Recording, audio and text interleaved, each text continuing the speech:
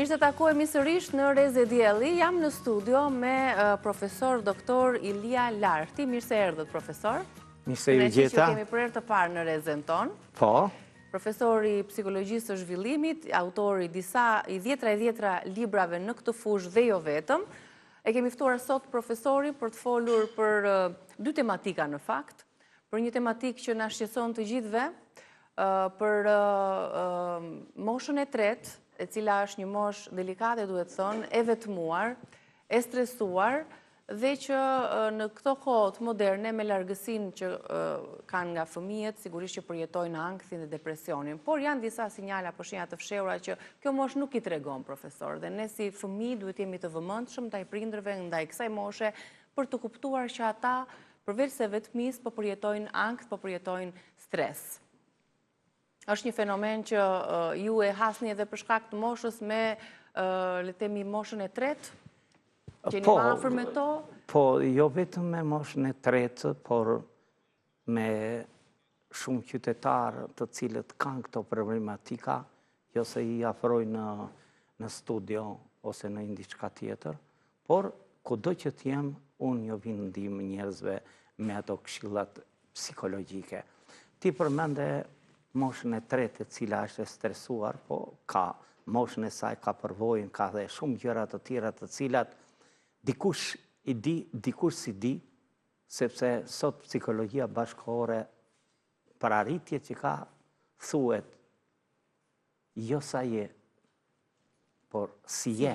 Po, patjetër. Pra në pikpamje mentale, fizike dhe në aspektin e zhvillimit të nivelit profesional, të vlerave intelektuale, dhe kryesorja mbi të gjitha është e drejta morale diktosh moral, që është aq, do me thënë se të pëlqen, po të futesh thellë ka një diçka që është elementi kyç i performancës së një njeriu, të një drejtuesi, të një qeveritari deri dhe një politikane, dhe në qoftë se nuk ka këto, të gjitha godasin psikologjikisht, të gjitha. Ti bëre pyetjen për moshën e tretë. Si ta kuptojmë që kjo moshë po përjeton ankth dhe depresion, janë ato sinjalet e fshehura që këto grup mosha nuk është se i shprehin shumë, me thënë drejtën. Tani ka një kanë atë izolimin e tyre, vetmin. Ka një gjë, zonjë nderuar, që nuk kuptohet koha hapësira e brezave. Ka ndryshuar nga 28 vjet, gjysh djalë nip, ose nipi babaj gjyshi, ka vajtur 32-33 vjetë. Dhe midis këtyre janë zgjeruar edhe problematikat, sidomos të moshës së tretë. Sepse nga 72-73 ka vajtur 76 vjeç e lartë mosha e aspektit të ndërimit të jetës moshës tretë. Mesatarja, se ka dhe e të tjera e tjera. Por janë disa gjëra të cilat koha e sotme stresin e përcjell sa të kuptueshëm, po dhe nuk kuptohet, dhe ata që nuk e kuptojnë vuajnë shumë. Për shembull, para se të futemi këtu, pavarësisht se nuk e përcjellim, por stresi ka një kalim nga pikpamja e përcjelljes figurative jashtëzakonisht të vështirë, të pakuptueshme për shumë njerëz, por edhe aspekti tjetër që nuk njohin elementet e kalimit që ti ose unë ose dikush tjetër të marr masa. Dhe nëse do ta shikojmë ashtu si çështë, është kështu për shembull. E para, në grafik është alarmi, fillon aspekti i dytë akumulimi, dhe aspekti tjetër vjen traumatizimi ose raskapitja. Të parën në alarm jemi që të gjithë. Kudo, vetën i vend pa njohur diçka, do blesh, do shesësh, do marrëdhënie, do bësh një takim, një diçka, dhe jemi ne në këtë. Dhe këte kanë të gjitha nivelet ose brezat me njëri tjetrin. Në përsa i përket, në momentin e dytë, e cili është, si thuash, më i vështiri për ta kuptuar, për arsye sepse a është në gjendje Ta shpreh. Për shumë, jo vetëm ta shprej, ta ndjej dhe ta kuptoj se ajo është e gjitha. Pra, ky aspekt do të thot varet nga kultura, nga edukata, nga informacionet, nga ndjekjet bashkëkohore e tjera, që do thot, po, unë jam në këtë. Në këtë gjendje të stresuar. E dyta, kryesore, çfarë masa duhet marrësh? Duhet i dish ti si person. E para ti kuptosh, të shprehesh, por problemi është profesor që edhe largësia nga fëmijët, ata janë të vetmuar dhe janë pa fëmijët afër që ti kuptojnë të shenja. Kësaj, ne do përqendrohemi aty. Dhe kur vjem te ky akumulimi, ka një problem tepër të madh, sepse po diti disa gjëra të thjeshta mundet që të dalin nga kjo. Se po ranë raskapitje, ose traumatizim, se raskapitje më kuptojnë të tërë. Nësa traumatizim do thotë kështu që ai që ka atë kulturë të ndihmës së vetes në vijnë e sjelljes së sidomos nga ana morale, shpirtërore, është më e kuptueshme. E ndihmon veten. Dhe këtu tani ndahet kjo punë. Deri në gjysmët të raskapitjes e ka specialisti, po tjetë psikolog klinik, që me të vërtet është i aftë dhe i avancuar, dhe pastaj në gjysmën tjetër, duhet jetë psikiatri, i cili me përvoj, se po vajti në zero, do të thotë që asfiksohesh, o ishemi, ose paralizim e gjitha të gjërat.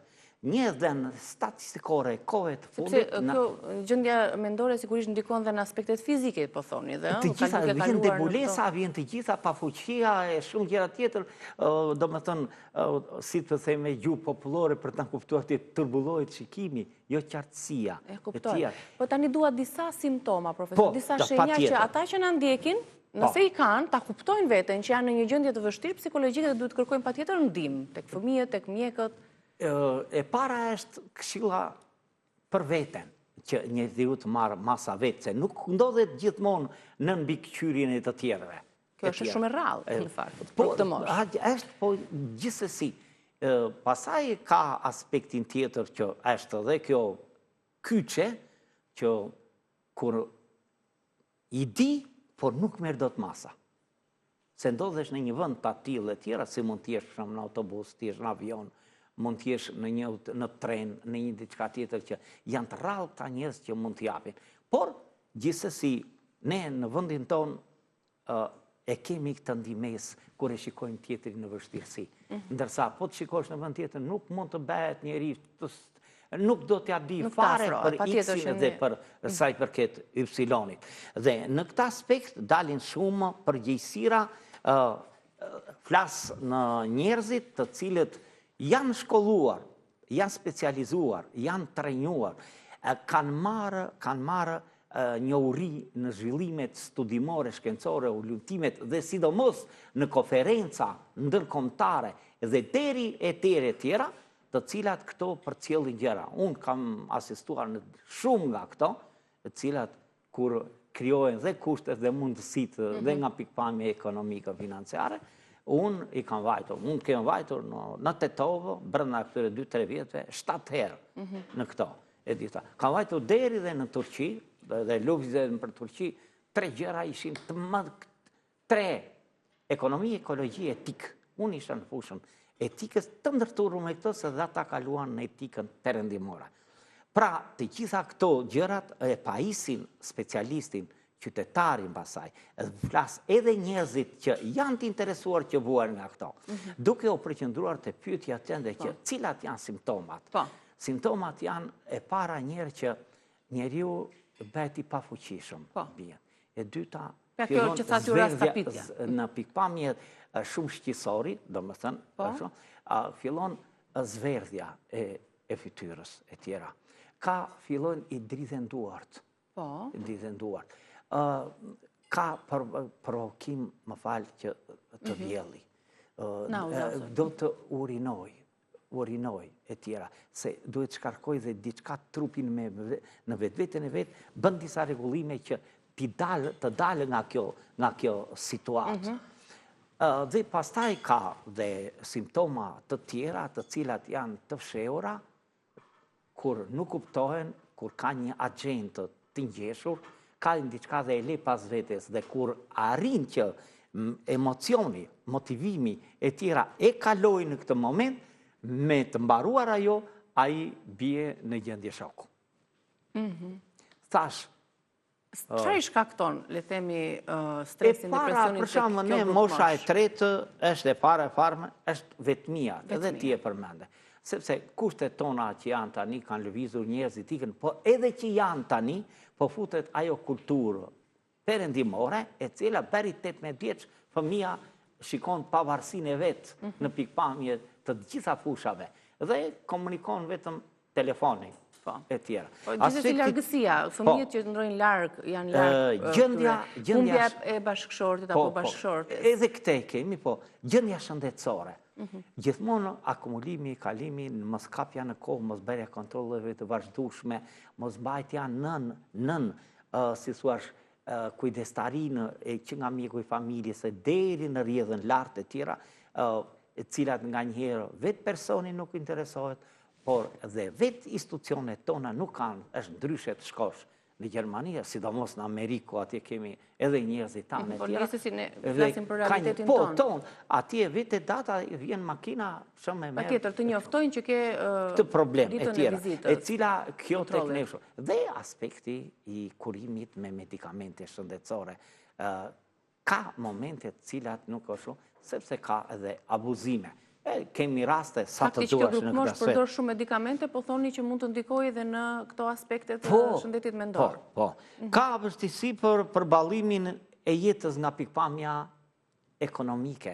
Vështirësitë ekonomike. E cila që ka lidhjen me minimumin e jetesës, unë e të fush, sepse midis studimeve të mia duke më dashur që të përpunonja përpunimin e pyetësorëve në fushën e psikologjisë e tjera, është statistika ajo që t'i jep teknikat dhe njëkohësisht të gjitha për të gjetur mesataret progresive e shumë gjëra të tjera që të bësh përpunimin, që të thuash ky vuan nga kjo apo nuk vuan, e të gjitha këto gjërat, të cilat janë jo në gjitha nivelet kjo bëhet. Ka unë njoh shumë, domethënë, psikologë të cilët këtë e kanë me tërë seriozitetin e tyre njerëzor në rast të parë dhe pastaj dhe nga pikpamja profesionale, e cilat sot janë ndihmës për njerëzit që të mos bien viktimë e stresit, ankthit e Atëherë, si duhet t'i ndihmojmë prindrit tanë, të cilët janë duke përjetuar një gjendje të tillë edhe duke i zbuluar përmes asaj që u thatë,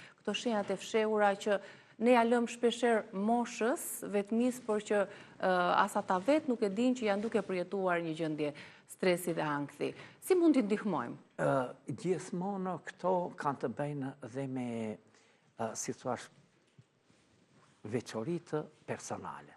Se nuk janë të gjithë njerëzit një lloj. Ka gazmor, bën këtë i merr me shaka dhe nuk do e bën me kalim e tjera. Ka njerëz nga ata që krijojnë situata të ndryshme, të cilat nuk mund t'i shikojnë nga pikpamja profesionale e tjera, po i shikojnë nga dukurit që kanë ndikim të vetja e vetë në këtë aspekt. Si do shikojnë që ai del dhe takon një shoqe, pi një kafe, dëgjon një muzikë, mund të bëjë edhe një lëvizje ashtu, dhe meditimi duhet jetë patjetër një çik i rezervuar, jo kështu, sepse ai të fokuson në një vend, të përqendron, të angazhon komplet qenien tënde, dhe emocionale, shumë gjëra të tjera, por dhe ka dhe një kufi, domethënë për t'i arshuar se unë dëgjoj dhe nga këta specialistë nga njëherë. Po, e tregojnë terapinë përmes meditimit si një terapi që ndihmon personat. Por është e pranueshme e tjera, po jo të më thënë që te kalon ato normat dhe nuk ka stampa në këtë. Kjo është kryesorja. Se cili ka individualitetin e vetë për të trajtuar. Dhe unë them që ose marë për shembull, do më falësh, juve cilët keni tërë këto emisione, jo keni gjithë këtë kulturë qytetare, kulturë profesionale, po keni dhe një përvojë të njerëzve të cilët ja u sjellin ju këtu. Dhe kur ndeshesh me një këtë ti bëhesh menaxhuese e vetes tënde. E vërtet. Dikush tjetër nuk e ka këtë për të ikur. Dhe një gjë tjetër e shumë kryesore. kur e bën një njeri që merë përsi për t'i qka të këtilë, për një shok, për një shoqë, për një fëmijë, për një bashkënxënës, student, master shkencor apo profesionale, tjera të tjera, kur e bën këtë duhet ta bëj me shumë takt, pa e kuptuar.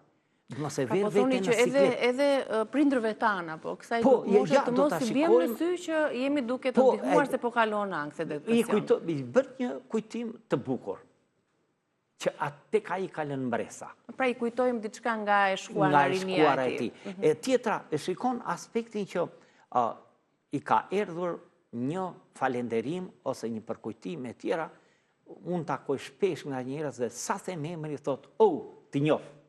Sepse e shikon në rrjetet sociale, në gjitha ato gjërat e tjera, dhe ka atë elementin që shumë zbutus në mënyrë graduale.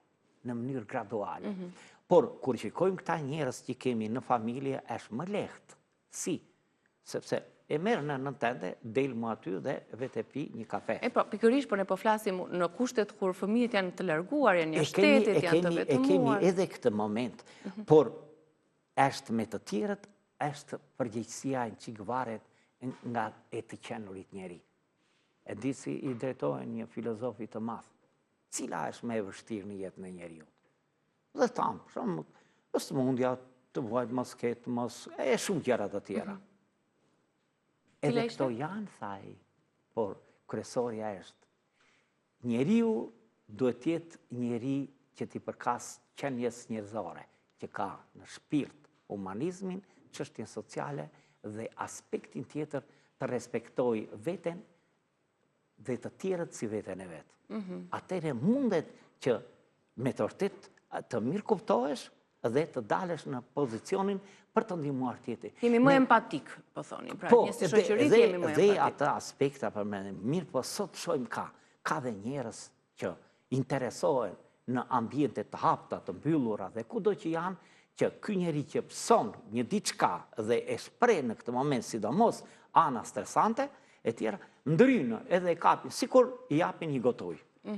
Sikur e bëjnë, do me thënë që i bëjnë një frimarje, duke e ngritur në pozicion. Pra, disa ushtrime frimarje për të ndihmuar. Se frimarja është kryesore, sepse furnizohet në rast të parë një truri, pastaj fillojnë elementet e tjera të cilët çojnë, domethënë, gjakun tonë kryesor deri në poret të afrojnë afër lëkurës. A janë në një prindbesa si që kemi ne Leduollin mbrapa jush, një terapi për këtë grup mosh, për të kaluar këto probleme të stresit e depresionit? Mua më bëhet qefi unë vete në shumë shkolla, e kuptojnë nga i studentët e mi që janë mësuese, janë drejtore, drejtoresha, e gjitha këto qëra dhe tjera, dhe ka problematika, kam bërë biseda lidhur me këto probleme. Dhe ishte vinë 2-3 mësuese, në drejtoresha 2-3 mësuese që janë të linjës e tjera. E dikur i thot në një fëmijë, pusho, bëj kështu. Pushoj të shumë, pas 5-6 minutas këta, do thonë, ka kjo klas, apo nuk ka njerës. Dhe, basi rëvëm këtë bisedë e kam bërë në shkollën Derada, një mësuese e shkëlqyre e biokimisë Fishta, të cilët atje ngellën në kupsojnë, që thash, vete me gjëra reale, të vërteta, bashkëkohore dhe rezultati. Dhe si mund të bëjmë për të ndihmuar në këtë aspekt.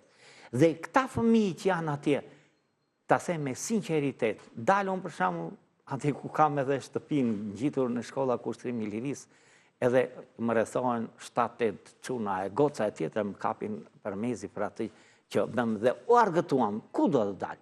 Atë që edhe të thash në bisede sipër, domethënë për që bëra për letërsinë dhe bëra dhe për Dritëro Agollin, që kishin nuk përmendesh aty për të lindur veprime bulliste. Nuk mundet të dilnin aty gjëra të cilët të kishin ofendimin. Nuk ishte gjëra të cilat të përcjellnin një frymë e ambicjes dhe cinizmit. Qartë, sjellje të cilat nuk duhet të ekzistojnë, po thoni në raport me grupin moshën. Në qoftë ju e ndiqni emisionet, ndiqni këto gjitha, po dhe neve na pyesin e shumë gjëra të tjera që në këtë aspekt a duhet që kjo të rreshti në mënyrë kategorike. Asnjëherë. Pse?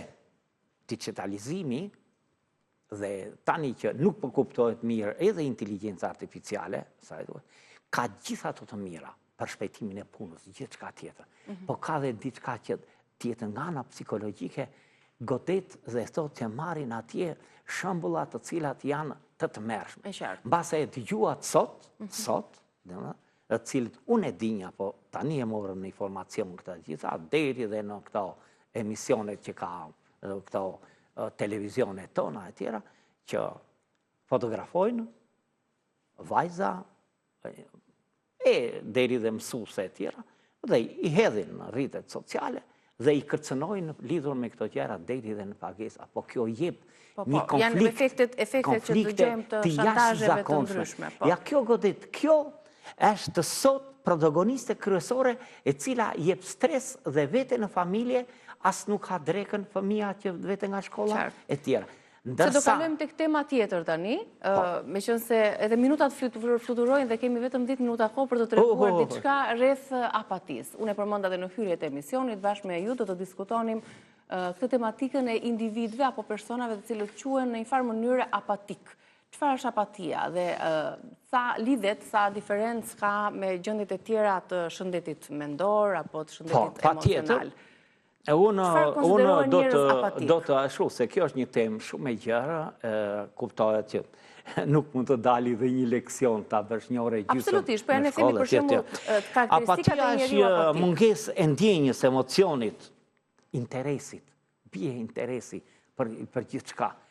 Dhe ka dhe një problem tjetër, shqetësohet më shpesh se sa kur është në gjendje të kthjellë dhe të mirë. Ka aspekte të tjera.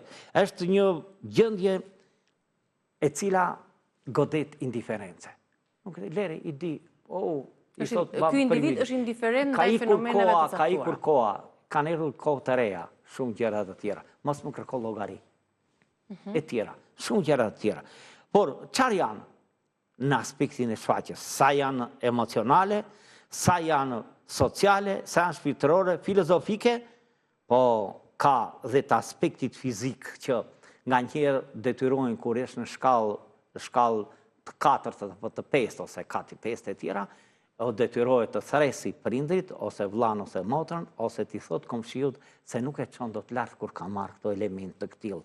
Ndaç më shpesh është tek të mosha e tretë, po dhe mesmja në kufijtë e moshës së tretë, por edhe fëmijët që janë në paradoleshencë, që fillon që nga 9, 11, 12 vjeç, dhe pastaj kalon 13, 14, 15 dhe ka lëvizur adoleshenca, ka vajtur 23, 24 vjet, jo me mbarimin e shkollës së mesme, e cila nuk arrin dot që të përshtaten dhe kurikulat për t'ju ardhur në ndihmë të këtyre. Madje më vjen nga një kështu se jam përsëri në një konferencë ndërkombëtare dhe cila do flasë lidhur me këtë problem, por nuk arrin dot që këtë gjë ta vendosin në pozicionin që si ta ndihmojmë, si ta kalojmë, si ta riparojmë. A është e njëjtë gjendja e apatisë me gjendjen e depresionit? Afrohen, por secila ka vendin e vet. Depresioni, anksi, stresi, tjera kanë elementet e tyre të ndikimit në qenien njerëzore. Në qenien njerëzore. Dhe të gjitha këto kanë masat e veta. Të gjitha këto kanë, si thua, goditjet e tyre në thojza, por kanë edhe masa se si duhet ta kalojmë momentin stresues. Për shembull, unë shoh që ti argëtohesh, jo vetëm punon, po dhe argëtohesh tu me Albanën. Ka shumë gjëra, ke dhe një gjë tjetër që të marrin në telefon edhe të thonë që kjo më pëlqen, kjo është e bukur, kjo është e mirë e tjerë. Ti ndjen një kënaqësi në atë moment, jo se ti fluturon, po ti krijon një kënaqësi që ta shikosh të profesionin tënd pa shqetësime emocionale që të bjesh tu në apati, apo të bjesh në një diçka tjetër. Qartë. Po mirë, kjo është ajo që lexon publiku. Ase këta njerëz janë, do të thënë, ka disa njerëz, ju morët një shembull si puna ime, po ka njerëz që fshehin gjendje të caktuara brenda tyre, të cilat nuk i shfaqin, që ndoshta shfaqin atë depresionin e buzëqeshur. Këta qenë, domethënë, në aspekte qenie njerëzore të prekshme, shumë emocionale dhe nuk janë të hapur me të tjerët. Nuk mundet, për shembull, se thuhet shprehjet nga më të ndryshmet, motra jemi, shoqes jemi. Që mund t'ja thuash motrës që mund të kuptoj, më mire gjen tek një shoqe. Po shoqja jam unë dhe shoqja është vetja dhe unë jam vetja dhe ne të dy bëjmë një. Se ndryshe po mori iku, pastaj në vend që si thot populli vaditim, ne i gryjmë këtë marrëdhënie të këtill dhe hapim punë aty ku s'ka punë në aspektin e vetë, si thua, marrjes së masave për ta kaluar apatin, për të kaluar stresin, depresionin, anksin, demencën e shumë këtyre. Dhe të gjitha këto gjëra sa vinë dhe shpesohen, por dhe masa duhet jenë më të plota dhe janë 3 element kyç në këtë aspekt kur unë përdor dhe teorinë, si mund të thuash të hipotezës Hipokratit, kur thot hipotenuza është katror me 2 katetet në katror. Familja, shoqëria, shkolla. Cila është parasorja? Kush është hipotenuza? Familja. Okej. Për mendimin tim. Po, është e saktë sepse ka lidhjen ka gjitha e shumë gjëra të tjera. Pastaj vjen shkolla. Vjen shkolla. Dhe shkolla, ku flas në aspektin që zhvillohen kurikulat me nivelet dhe kërkesat bashkëkohore dhe arritjet shkencore më bashkëkohore, të cilat ndryshojnë dhe nuk vetë tani me një libër i dalë tekst shkollor për 15 apo 20 vjetë.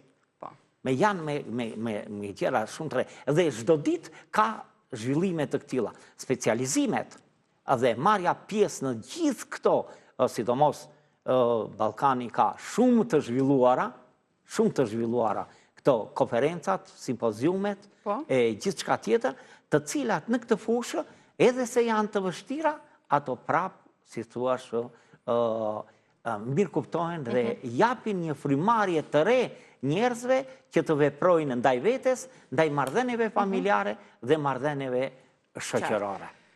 Profesor, edhe pse nuk patëm kohë që të flisnim pak më tepër rreth mënyrave se si mund të dilet nga këto gjendje apatie apo depresioni, unë shoh në tryez një pjesë të librave tuaj që keni sjellë për t'i hedhur një sy. Ju uroj shumë suksese dhe pse vazhdoni dhe të jeni vital, aktiv në fushën e psikologjisë së zhvillimit, duke dhënë leksione, mësime dhe duke shkruar vazhdimisht rreth fenomeneve të ndryshme psikologjisë. Libri juaj më i fundit është Këshilla psikologjike nga profesor Ilia Larti. Për të gjitha fenomenet me cilat ndeshemi në kohët moderne, fobia, gjendjet emocionet, egoja si një krizë morale kohëve moderne, dhe një prej tematikave, budallallepsia. Po, edhe deri këtu keni arritur për të shkruar.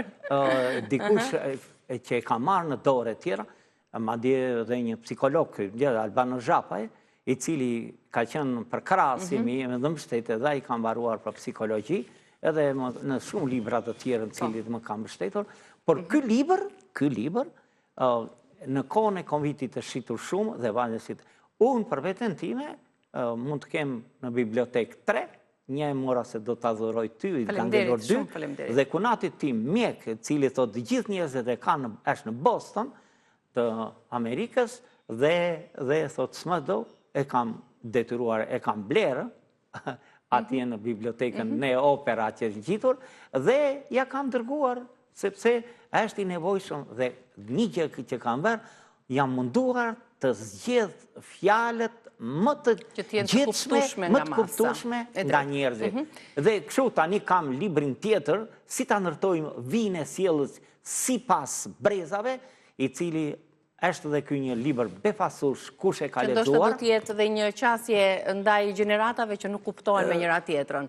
Më duhet ta mbyllim dhe ju falenderoj shumë që erdhët në Reze Dielli. Faleminderit. Ne do të shkëputemi për publicitet, por mos u largoni, kemi regjistruar një tjetër puntat të rubrikës Bëje Vetë me Stella Nikollën, derisa ajo të jetë në studion ton për të folur për gjendjen e shëndetësore pas operacionit. Do të jetë shumë shpejt javën tjetër. Stella, e që do të ndiqni tani është Stella e para operacionit, kur të jetë në studio do të befasoheni me fortën e saj, e cila mposhti sëmundjen e tumorit në gjim. Ndjekim rubrikën Bëje Vetë pas publicitetit.